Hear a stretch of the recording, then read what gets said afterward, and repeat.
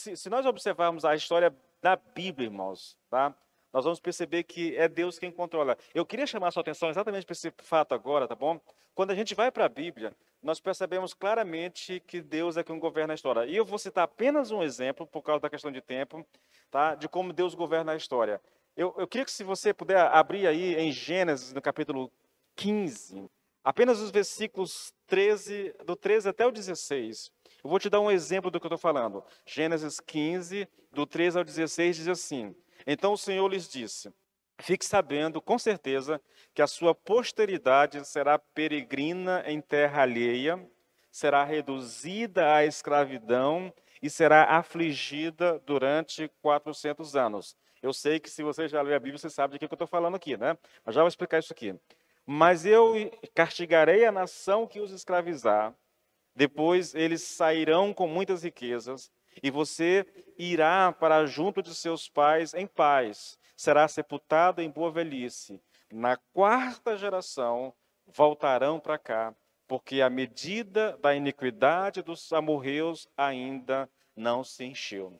Irmãos, esse é um texto assim tremendo, assim poderosíssimo, querido. Deus está falando com Abraão, está fazendo a promessa de um filho a Abraão, que não tem filho ainda, entendeu? Ele está velho, a mulher é estéril, não tem filho, e ele está falando que vai dar aquela terra que ele está ali à descendência de Abraão, na verdade. Aí ele aponta para a história, irmãos, para a história futura, entendeu? Nada disso aconteceu. Veja, Abraão nem filho tem ainda, mas o Senhor está dizendo assim: olha, a tua geração vai ser levada, vai para o Egito, vai viver em escravidão no Egito durante 400 anos, mais ou menos. Depois eu vou tirar vocês do Egito, vou castigar o povo que castigou vocês, que escravizou vocês, vou tomar essa terra aqui, daqueles que estiverem habitando aqui, no caso os amorreus, porque lá nesse período, a medida da iniquidade dos amorreus, ela se encheu, ela chegou no seu limite. Então veja, querido, o Senhor está apontando aqui para muito tempo depois, irmãos, para muito tempo depois. Esse texto é claro demais, querido, é um relato muito nítido de que Deus é um Deus que está no controle da história. Ele governa a história.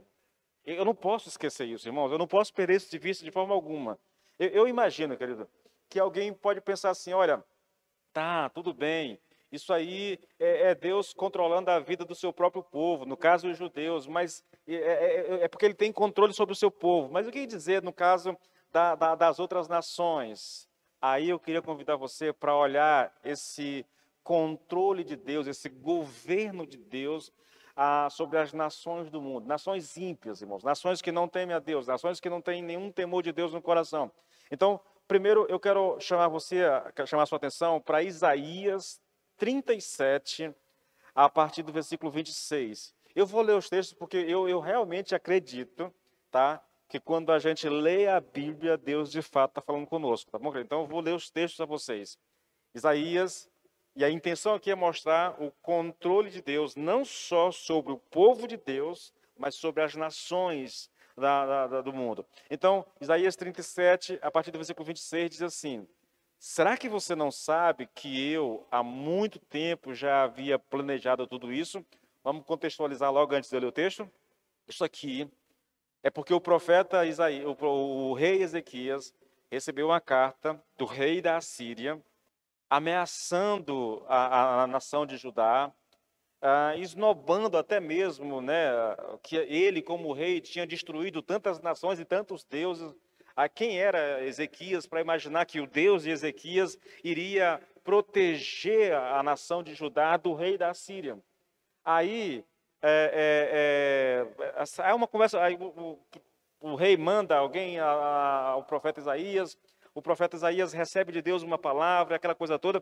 E aí, querido, chega nesse ponto aqui. Ele pega essa carta, vai orar ao Senhor e tudo.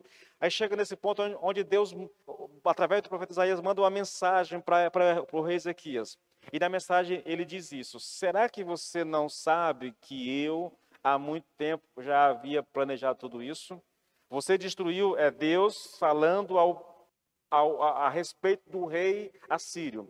Você destruiu todas essas fortalezas e as transformou em montões de pedra, porque eu quis e eu fiz acontecer. Foi por causa dos meus planos que os povos dessas terras não tiveram forças para resistir aos seus ataques. Eu os tornei fracos e medrosos. Eles estavam tão indefesos como pastagens, como pequenas plantinhas, como capim. Eles eram tão fracos como plantinhas que nascem nos terraços das casas, que o sol queima num instante. Saiba, porém, que eu o conheço muito bem, quando sai e quando retorna, e conheço o seu furor contra mim. É por causa desse furor contra mim e porque a sua arrogância chegou até os meus ouvidos que eu vou prender um gancho no seu nariz e colocar um freio em sua boca e levá-lo de volta para a sua terra pelo mesmo caminho por onde você veio. O que Deus está anunciando aqui, irmãos? Ele está dizendo para aquele rei: olha, você chegou aonde chegou, você conquistou o que conquistou, porque eu fiz, porque eu te dei, porque eu quis que você fizesse isso. Agora, como você está se levantando contra mim, na verdade, eu vou pôr um gancho no seu nariz e vou te levar de volta para a tua terra. Aí o que acontece?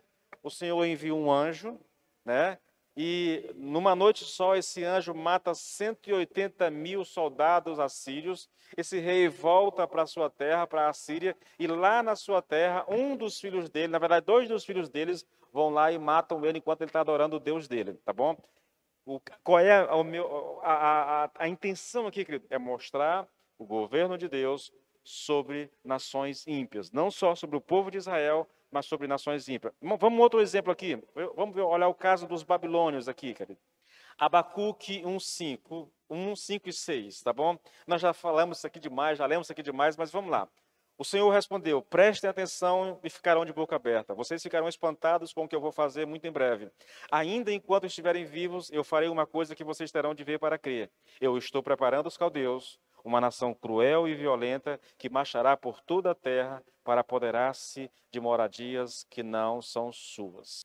Na verdade, quando a profecia é a respeito dos caldeus e de Nabucodonosor, você vai perceber, querido, que Deus começa a anunciar isso muito antes. Deus fala de Nabucodonosor quando Nabucodonosor praticamente nem existe ainda, irmãos. Ele já diz que vai levantar o seu servo chamado Nabucodonosor para fazer o que ele fez, na verdade. Então, isso revela, isso mostra claramente o controle de Deus na vida de povos que não temem, de nações que não temem. Bom, isso aqui são exemplos do governo de Deus sobre a história. Agora, eu quero te mostrar um exemplo mais abrangente, na verdade, entendeu? Eu citei duas nações específicas, mas eu quero te mostrar que esse controle de Deus, querido, é uma coisa assim tremenda, é uma coisa quase que inacreditável, na verdade. Olha só, Daniel, capítulo 7, do versículo 1, eu vou ler aqui alguns versículos aqui, tá bom? Acompanha aí, a partir do versículo 1. No primeiro ano do rei Belsazar, rei da Babilônia, esse rei aqui é filho de Nabucodonosor, tá bom, gente? Daniel teve um sonho e visões passaram diante dos seus olhos quando ele estava deitado em sua cama.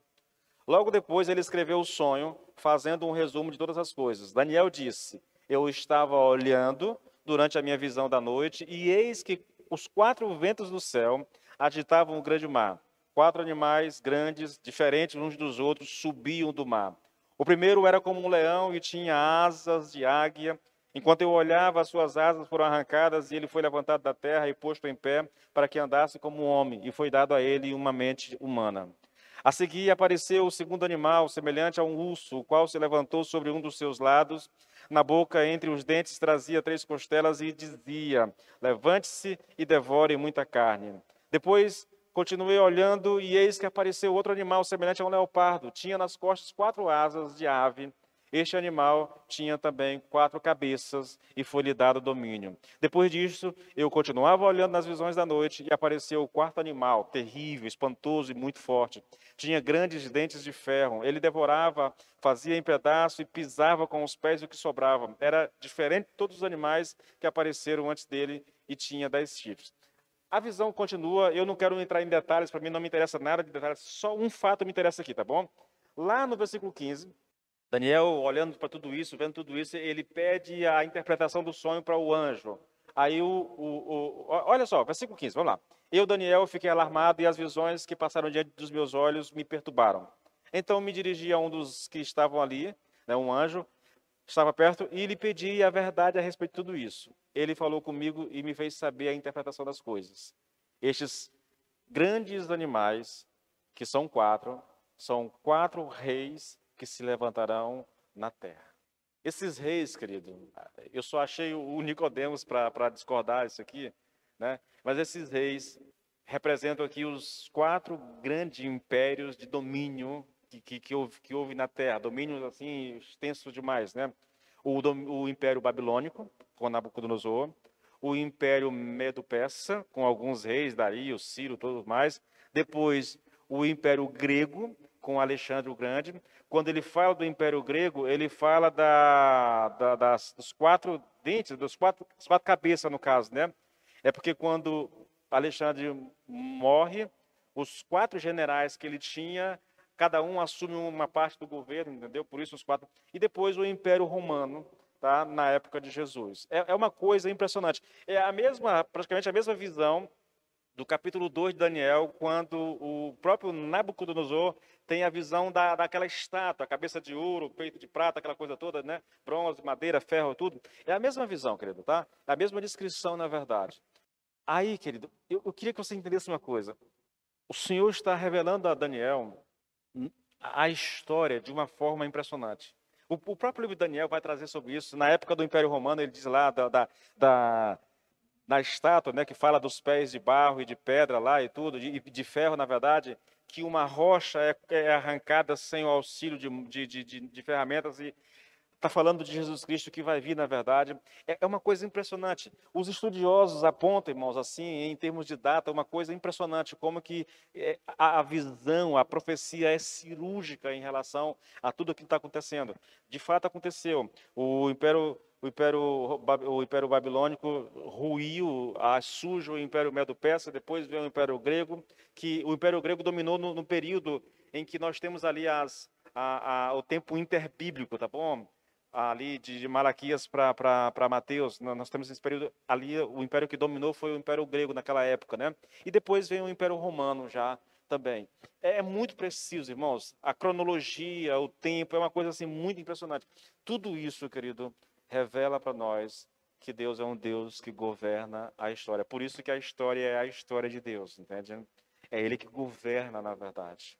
A mensagem aqui, irmãos, que esse princípio nos ensina é que se nós desejamos ter paz interior, a despeito do que acontece no mundo e ao nosso redor, o único modo de conseguir isso, irmãos, é mediante a compreensão de que o Deus que governa a igreja, que governa a nossa vida, é o mesmo Deus que governa a história, tá bom? Em outras palavras, querido, não existe acasos nos acontecimentos históricos. Tudo está seguindo para um fim pré-estabelecido por Deus. E essa é uma boa maneira de nós avaliarmos biblicamente, espiritualmente, o que nós estamos vivendo hoje no Brasil. Eu digo isso, irmãos, porque eu tenho visto muitos irmãos desesperados, agoniados, sabe? Gente que até mesmo vacilar na fé tem vacilado por causa do que está acontecendo. Eu acho, né? Olha aí o achismo aqui, né? A axiologia, eu acho que a razão disso é porque nós estamos focando demais nos acontecimentos e esquecendo que por trás dos acontecimentos há um Deus que governa tudo e todos, entende? Nós não podemos, irmãos, de maneira alguma, perder de vista esse princípio. Deus é o Deus da história. Deus é o Deus que governa sobre a história. Não há nada na história humana que escape do governo de Deus. Grave bem isso, querido. O segundo princípio, irmãos, tá bom? Extraído aqui desse texto é que perplexidade, querido, diante dos acontecimentos atuais, não é uma experiência nova. Estar perplexo diante do que está acontecendo não é uma experiência nova, querido. Repito, irmãos, nós vivemos tempos difíceis, tá bom? Isso é um fato, é inegável, tá bom? A maioria do povo brasileiro, em especial os evangélicos, tem estado assombrado com as perspectivas em relação ao futuro do nosso país, tá? Há muita gente com medo de o PT fechar e perseguir a igreja, e eu não descarto essa possibilidade, tá bom? Eu só acho que eu não posso olhar para isso apenas por uma perspectiva humana, histórica, irmãos. Eu preciso ter uma outra perspectiva, tá bom? Então, nós estamos perplexos, querido, com as possibilidades pessimistas em relação ao que acontecerá amanhã com a economia do Brasil, entendeu? Ao que acontecerá com as nossas liberdades, mas principalmente o que vai acontecer com a nossa fé. Então, isso tudo causa perplexidade. E a tendência do ser humano é achar que isso é uma coisa só do nosso tempo. Na verdade, irmãos, na verdade, e aí eu cito aqui o Lord John, ele diz uma coisa interessante que eu concordo plenamente. Ele diz assim, olha, nós do século XX, ou XXI no nosso caso, temos sido bastante tolos em imaginar que os nossos problemas são excepcionais e peculiares. Isso, na verdade. Eles não são. Experimentamos tão somente o que o povo de Deus experimentou muitas vezes no passado. E eu posso garantir a vocês, querido, que é fácil concluir aqui, irmãos, né? É fácil concluir que o nosso problema, ou que o nosso maior problema, querido, é que nós não compreendemos o que Deus está fazendo através das circunstâncias que a gente está vivendo, tá bom? Ou seja isso individual, seja como nação, seja como mundo, nós não compreendemos. Esse é o problema, irmãos, esse é o problema. Então nós estamos perplexos com o fato de que está acontecendo o que está acontecendo. E essa perplexidade se dá porque nós não entendemos o agir de Deus. Tá? Repetindo, isso não é algo novo. Todas as gerações experimentaram esse tipo de perplexidade por não compreender o agir de Deus. E aí eu quero te mostrar isso novamente, tá bom? Citando alguns textos bíblicos. É muito interessante, irmãos. Se você vai para o Salmo 73, eu amo, já preguei algumas vezes sobre esse texto. Salmo 73, nós temos um salmista perplexo. Olha, Salmo 73, versículo 1. Eu vou ler o versículo do 1 a 3, depois eu vou pular lá para o 11 e 12. Olha só, de fato, Deus é bom para com Israel, para com o coração limpo, né? Quanto a mim, porém, quase me resvalaram os pés, quase que eu caí, na verdade, quase que eu tropecei, na verdade. Pouco faltou para que se desviassem os meus passos. Ele quase perdeu a fé, irmãos. Por quê? Porque eu invejava os arrogantes ao ver a prosperidade dos maus. Versículo 11, ele está se referindo a esses maus, esses homens maus. Eles dizem, como Deus ficará sabendo? Por acaso o Altíssimo tem algum conhecimento? Eis que estes são ímpios e sempre tranquilos aumentam as suas riquezas. Então está aqui um salmista, um homem de Deus, dizem que é Asaf, que, né, eu não sei bem se é isso, mas está aqui, ele está desesperado, ele quase perde a fé por causa daquilo que ele estava vendo. Ele, um homem de Deus, passando por muitas lutas, provações, privações, dificuldade, e ele olha ao seu redor, ele está vendo os ímpios, prósperos, ricos, né? E ainda escarnecendo de Deus e nada acontece com eles. Então eles, olha, quase que os meus pés se afastaram, quase que os meus passos se desviaram do Senhor. É muito interessante, irmãos, é muito interessante isso. Essa perplexidade que ele viveu é a que nós estamos vivendo hoje, querido. O motivo não é o mesmo, é lógico, entendeu? Mas a perplexidade é a mesma, na verdade. Você também não pode esquecer aqui, querido, de Abacuque e o assombro dele diante da resposta de Deus. Quando ele ora ao Senhor pedindo para que Deus intervenha, na verdade, questionando por que Deus não responde à oração, Deus vai e responde. Quando Deus responde, ele fica desesperado, ele fica assombrado com a resposta de Deus. Ele não entende, na verdade, como que Deus vai permitir que o seu próprio povo passe por tamanha perseguição, provação, destruição e morte, na verdade, né? Então, ele fica perplexo diante daquilo que Deus anunciou a ele, na verdade. Ou, se você quiser, querido, a gente pode voltar os olhos também, irmãos, para a carta aos Hebreus. É um outro texto interessante. O autor escreveu a carta para tentar conter o desânimo daqueles judeus convertidos ao cristianismo que aguardavam ansiosamente a volta de Jesus. Mas, ao contrário do que eles esperavam, o tempo estava passando e, ao invés de Jesus voltar, eles estavam sofrendo perseguições terríveis por parte do seu próprio povo e do Império Romano, irmãos. Quando o autor, e na minha cabeça, o autor é Paulo, tá? Ninguém sabe dizer, mas quando eu leio o texto, eu consigo ver muito bem Paulo ali, se dirigindo aos judeus, entendeu? A ideia é conter os desânimos. Os judeus convertidos estão querendo voltar atrás, porque eles se converteram, querido, crendo em Cristo, mas crendo principalmente porque essa era a temática, era a pregação do momento, a volta de Jesus, que era iminente, que poderia acontecer a qualquer momento, na verdade. Então eles seriam libertos daquele estado de pobreza, da perseguição, libertos de tudo aquilo que estavam vivendo.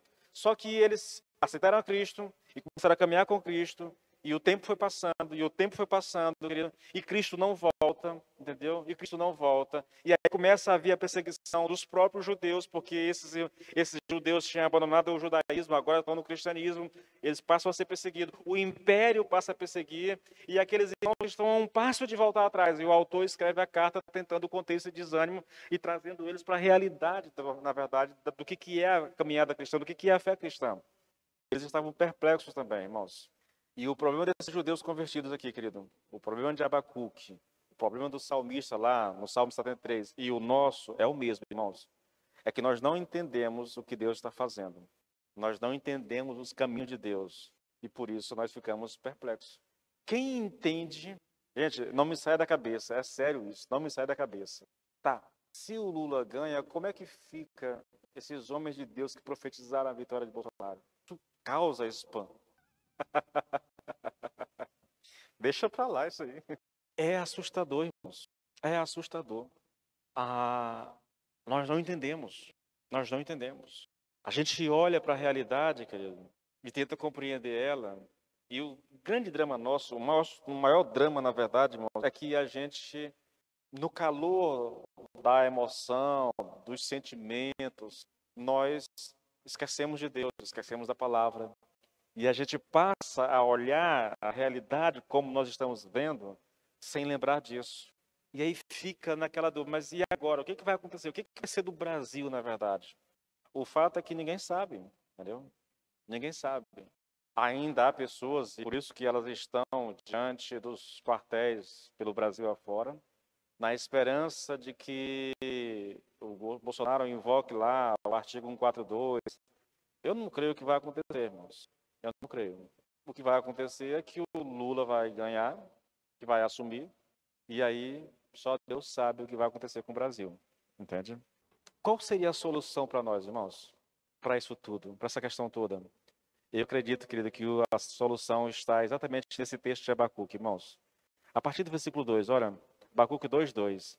E o Senhor falou comigo dizendo: escreve a visão, escreve-a claramente em uma tábua, para que aquele que lê possa entender, porque a visão é ainda por um tempo e cumprir-se-á no final, e não em vão. Ainda que ele tarde, esperai por ele, pois certamente virá e não tardará. Se ele recuar, a minha alma não tem prazer nele, mas o justo viverá pela fé. Esse ele aqui é aquele que lê, escreve a visão claramente em uma tábua para que aquele que lê possa entender. Tá? Se ele leu, ele entendeu a visão, mas ele recuou, o Senhor está dizendo, a minha alma não tem prazer nele.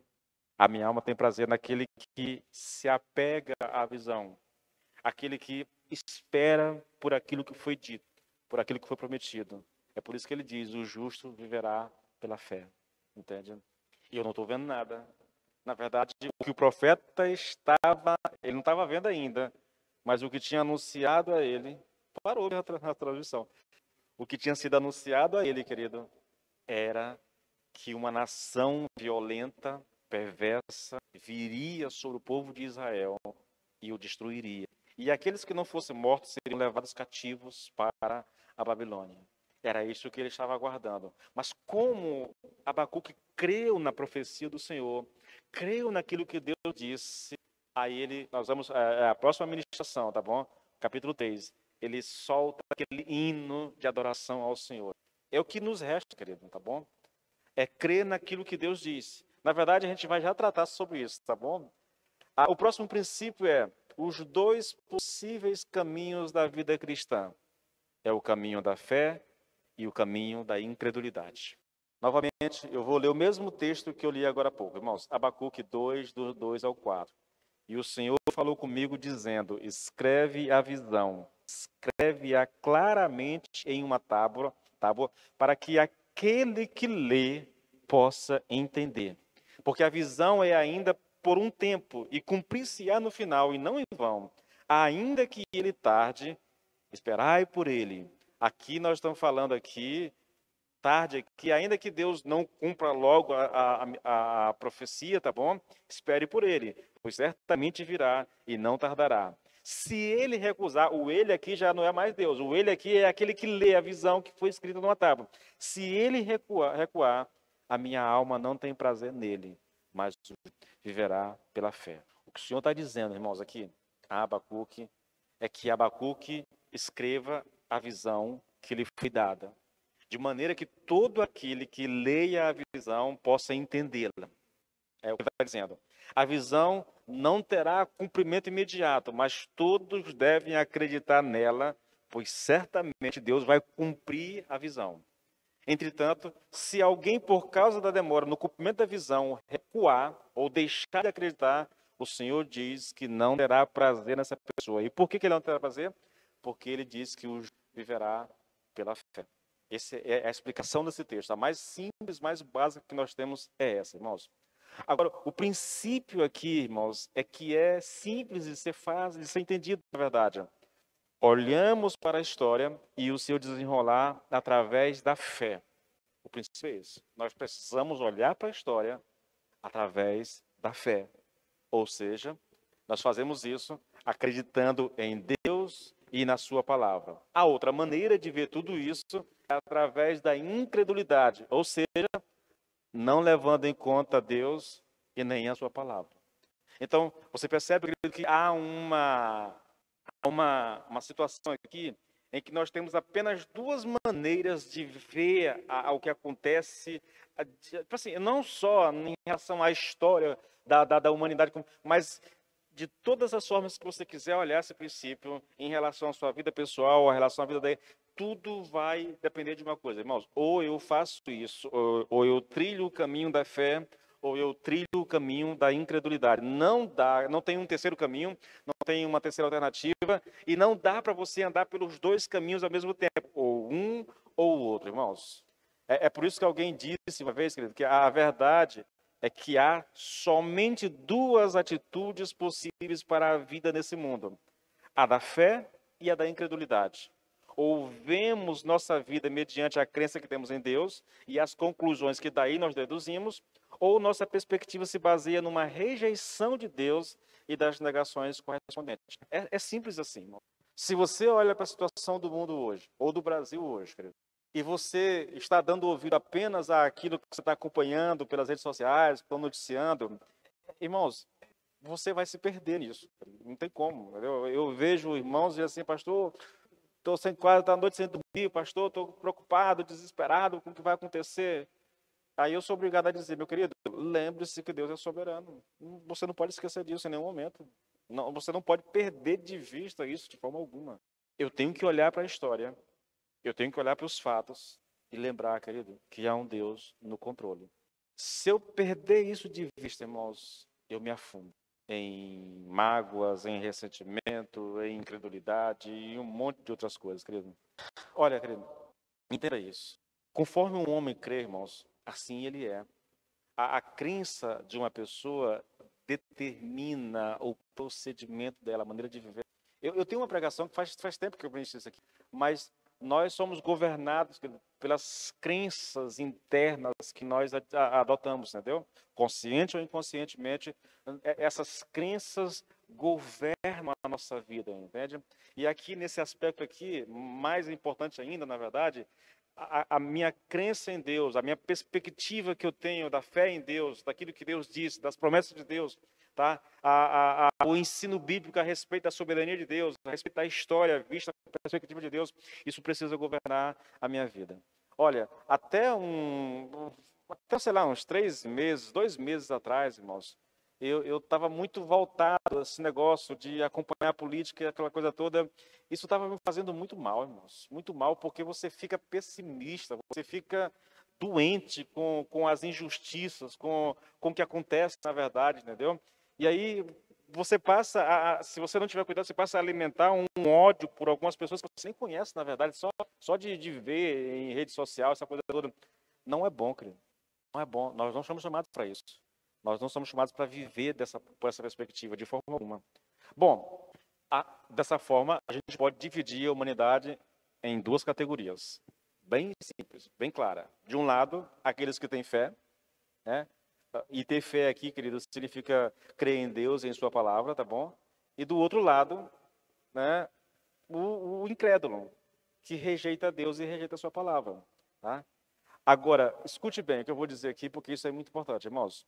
A fé aqui, defendida aqui na minha pregação, não é uma fé meramente intelectual, tá? É uma fé prática.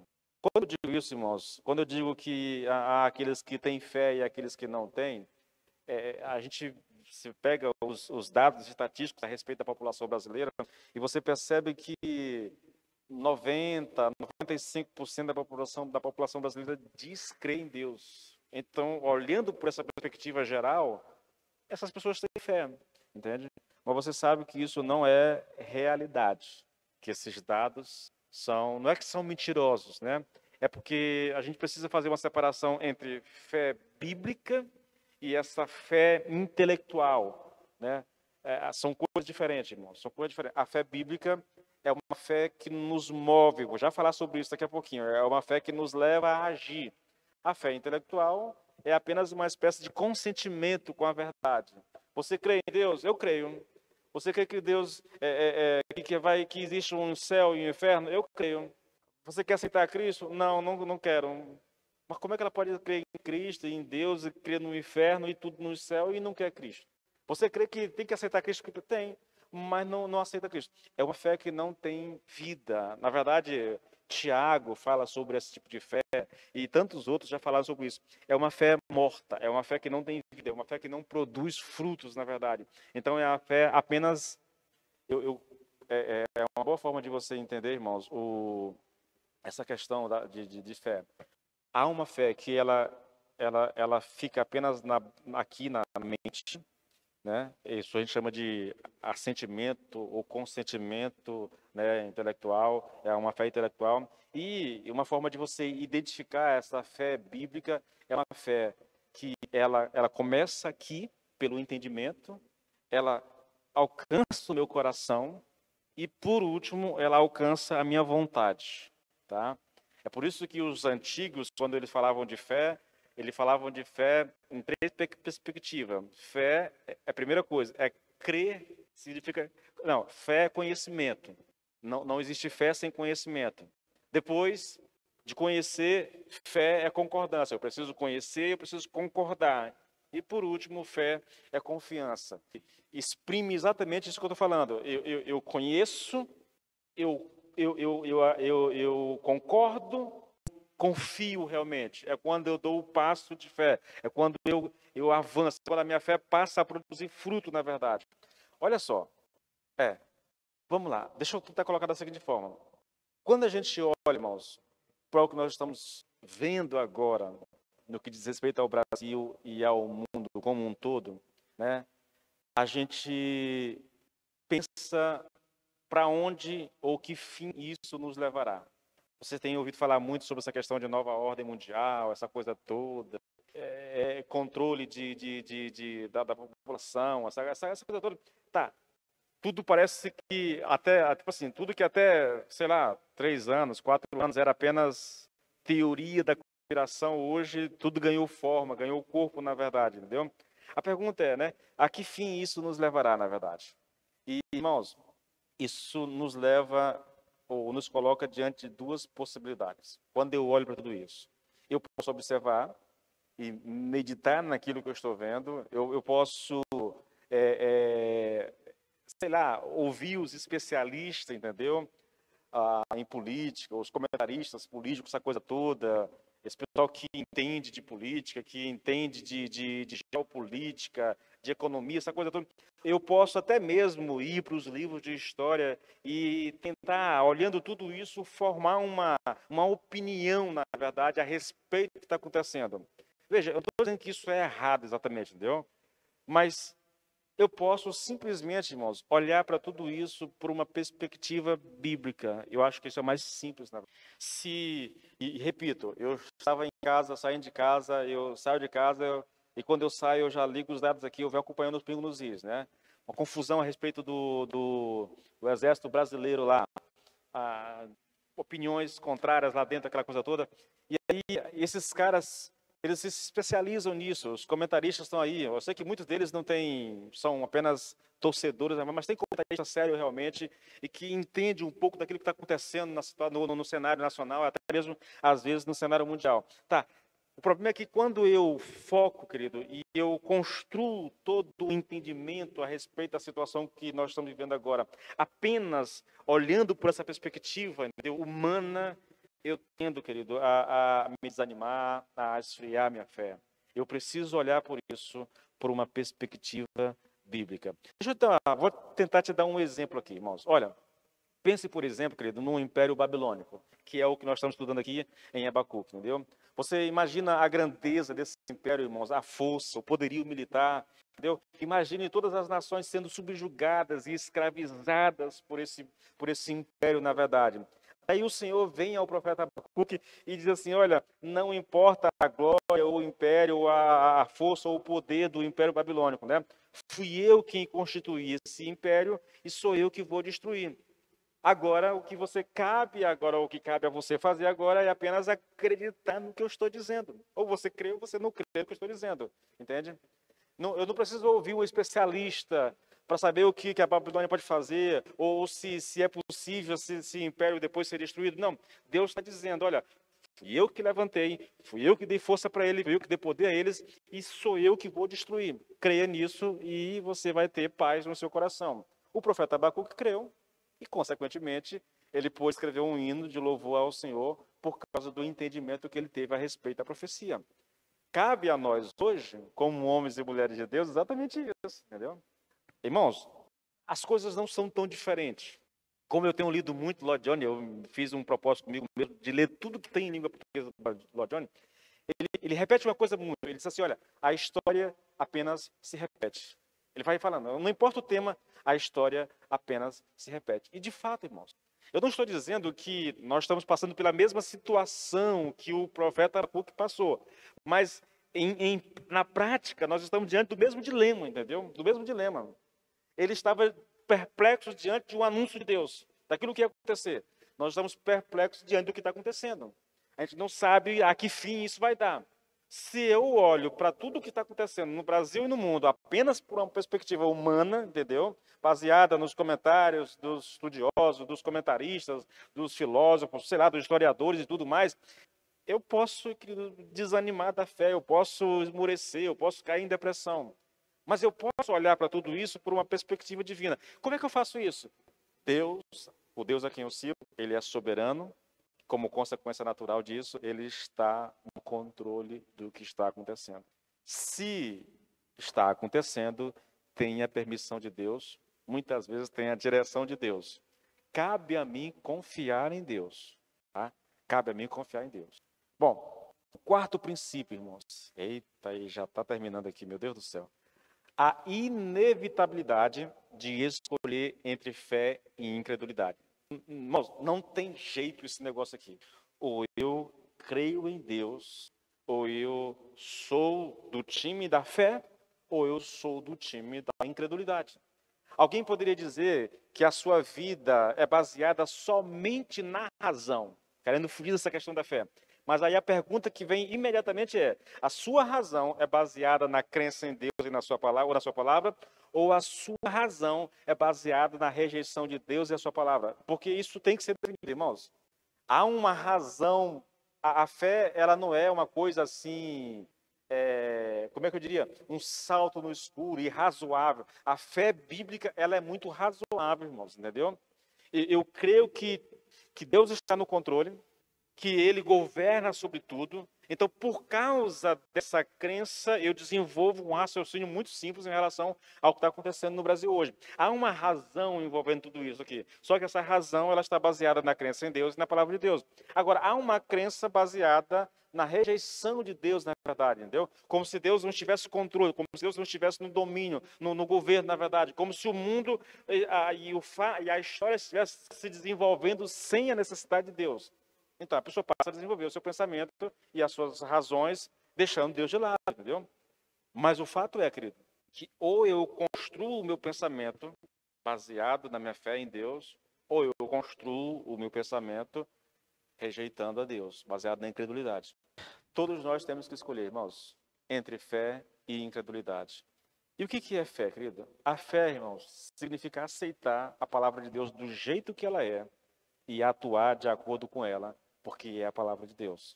Fé, querido, significa crer no que Deus diz, simples e exclusivamente porque Ele quer. Exemplo, Hebreus 11:7. Pela fé, Noé, divinamente instruído a respeito de acontecimentos que ainda não se viam, e sendo temente a Deus, construiu uma arca para a salvação de sua família. Assim ele condenou o mundo e se tornou herdeiro da justiça que vem pela fé. Deus disse: constrói uma arca, porque eu vou destruir o mundo com um dilúvio. O cara morava, ele não sabia o que era chuva. Tá bom, gente? Noé não sabia o que era chuva. O que regava a terra ainda naquela época era o orvalho da noite. Então, chuva, eu estou lembrando aqui do Marquinhos, que veio do Rio Grande do Norte para cá e que não sabia o que era uma chuva de verdade, entendeu? Noé estava assim, Noé parecia o Marquinhos. Não sabia o que era uma chuva. Mas Deus disse: constrói uma arca, porque eu vou destruir o mundo com o dilúvio. Pronto.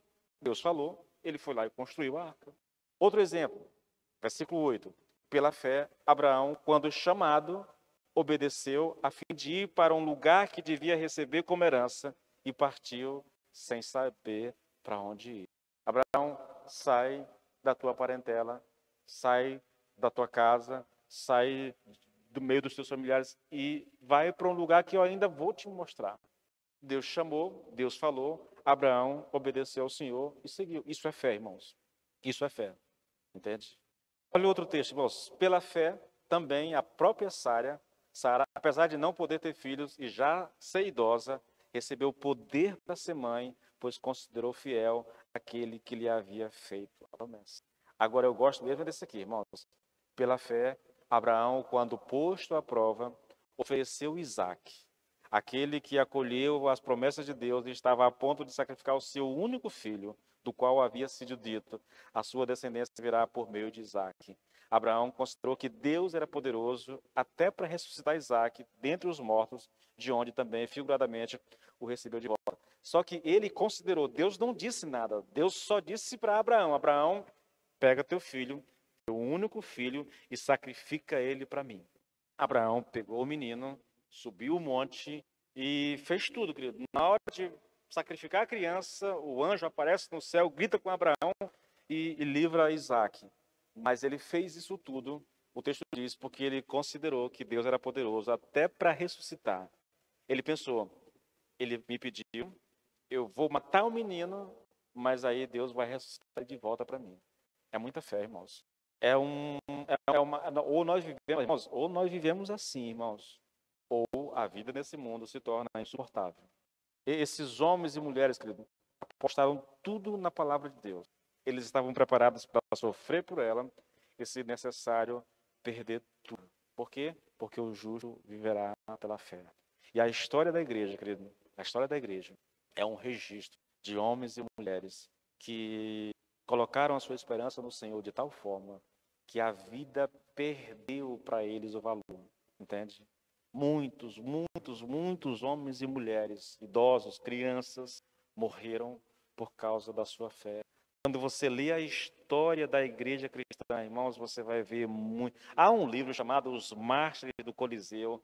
Eu sugiro a você, querido, se você sabe o que é fé de verdade, que você leia esse livro, porque vai narrar a história dos grandes mártires da história da igreja cristã. Homens e mulheres que amavam a Deus, que criam em Deus de forma que nada nesse mundo importava. Aquilo que a gente lê lá de Paulo, irmãos, olha, o viver para mim é ganho, o morrer é lucro, alguma coisa assim. É aquilo que a gente vê na vida desses homens de Deus. Na verdade, isso é cristianismo. Isso é cristianismo. Entende? Particularmente, irmãos, eu não defendo, gostaria que não fosse assim. Mas eu penso às vezes, querido, que Deus ainda vai permitir no Brasil um tipo de perseguição para peneirar a igreja dele. Porque nós vivemos num país, irmãos, onde ser cristão é muito fácil, é bom. Dá até status ser crente no Brasil. Nós não sabemos o que é ter a nossa fé provada de verdade, perseguida. Deus queira que não aconteça isso, claro que não.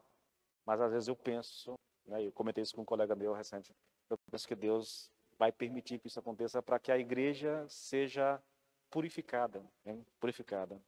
Qual é o princípio controlador da sua vida, querido? É o cálculo? É a sabedoria do mundo? É uma opinião astuta, equilibrada, baseada na história e no conhecimento humano? Ou é a palavra de Deus, advertindo-nos que a vida e este mundo são transitórios e que ambos não passam de preparação para o mundo vindouro? O que controla a nossa vida, irmãos? E por último, o último princípio é uma certeza absoluta da destruição do mal e da vitória de Deus. Os 5 A's que nós pregamos aqui a semana passada, querido, registrado nesse capítulo 2, expressam bem, não só com respeito a essa verdade da destruição do mal e a vitória de Deus, né? Esses 5 A's expressam bem não só essa verdade, querido, com respeito aos cadeus, mas também expressam essa verdade como uma espécie de princípio universal da história. E a ideia é: tudo que é mal está sob o juízo. Escute isso, irmãos. Olha, é importante que a gente entenda isso. Quando eu pego isso, irmãos, eu estava preparando isso e lembrando de alguns personagens no Brasil que eu digo, meu Deus, vamos pagar por o que estão fazendo. Não vão escapar, de jeito nenhum. Pode até escapar da justiça do homem, mas um dia a justiça de Deus pegará. Não importa o quanto o mal floresça, irmãos, e prospere, um dia ele será destruído. E essa tem que ser a crença de um filho de Deus, tá? Eu poderia citar aqui os exemplos aqui dos impérios. Lembra lá da visão de Daniel? O Império Babilônico, o Império Medo-Persa, o Império Grego, o Império Romano. Você consegue imaginar, querido, quanta perversidade, quanta violência, quanta destruição esses impérios causaram? Quanta dor, sofrimento esses impérios causaram nas nações vencidas por eles? A despeito de tudo isso, irmãos, a despeito de tudo isso, a sentença de Deus sobre aqueles impérios já tinha sido determinada muito antes deles se levantarem, na verdade. Essa é a questão, irmãos. Essa é a questão. Sabe, a gente precisa crer nisso. A gente precisa confiar nisso.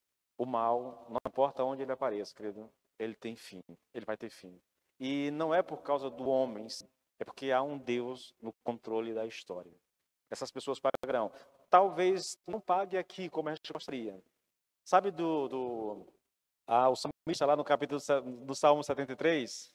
Sabe quando ele se deu conta, quando ele caiu na real, diante do desespero, quando ele entrou no santuário, e ali o Senhor mostrou para ele o fim daquelas pessoas, daqueles homens ímpios que escarneciam de Deus, mas que eram extremamente ricos.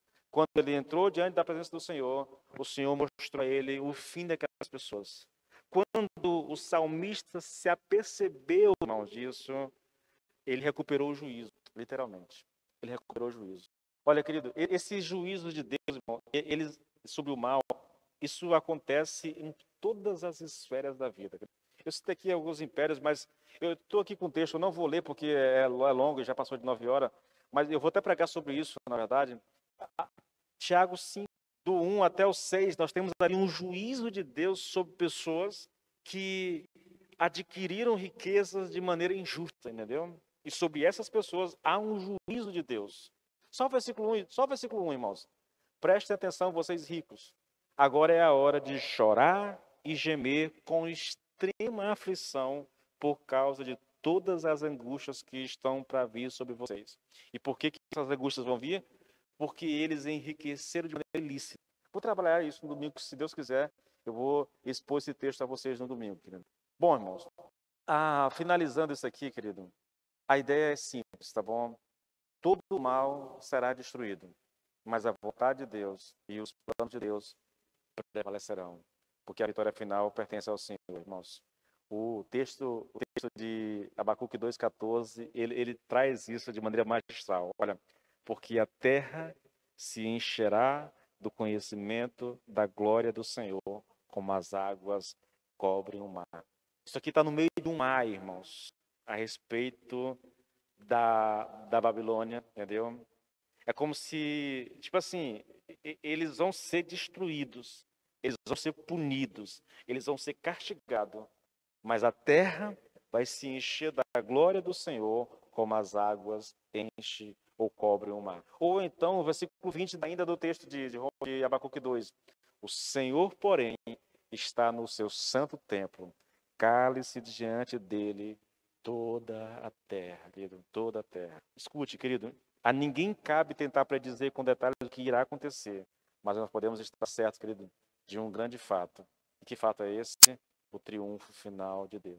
Um dia, querido, todo aquele que praticou a maldade, todo tipo de mal que se manifesta nesse mundo, não importa a que esfera isso aconteça, um dia será punido por Deus. Alguns sofrerão esse tipo de punição ainda aqui em vida, irmãos. Outros padecerão eternamente. Mas o fato é que todo mal será castigado por Deus, será punido por Deus, entende? E que ele vai prevalecer, que a vontade dele vai prevalecer. E para nós que confiamos no Senhor, querido, para nós que colocamos a nossa fé no Senhor, na sua palavra, nós desfrutaremos, irmãos, desfrutaremos dessa vitória final de Deus sobre a maldade do mundo, tá? Nós estaremos com Ele, nós estaremos com Ele por toda a eternidade, gozando e usufruindo da bênção, da presença e de toda a bondade de Deus que será, tipo assim, será ministrada a nós eternamente, querido. Essa é a promessa de Deus. É por isso que nós não podemos perder a fé, irmãos. É por isso que nós não podemos olhar demais para a história e para os acontecimentos sem levar em consideração Deus, entende? Porque aí nós esfriamos. Aí nós, como diz o salmista lá, os nossos fés quase derrapam se a gente não se apegar ao Senhor. Nós precisamos voltar os nossos olhos, precisamos voltar a nossa atenção, querido, para Deus, para a sua palavra e crer de todo o coração naquilo que está escrito. É assim que a gente alcança a vitória, mesmo que a gente passe por luta, mesmo que a gente enfrente um governo, né, anticristão. Ainda assim, nós podemos vencer. Ainda assim, nós seremos vitoriosos, porque a nossa esperança não está no homem, não está nas coisas desse mundo. A nossa esperança está naquele que governa a história. Naquele que... Vamos orar ao Senhor, tá bom? Senhor, meu Deus e meu Pai, nós te louvamos porque a certeza, Pai, a certeza é que mesmo tendo que enfrentar lutas e adversidades aqui, a vitória já é nossa, Senhor. A vitória já é nossa. Ela está garantida e não há quem possa tirá-la das nossas mãos, Senhor. Nós venceremos, porque nós estamos em Cristo Jesus, Pai. Nós venceremos, porque a nossa fé está firmada no Senhor.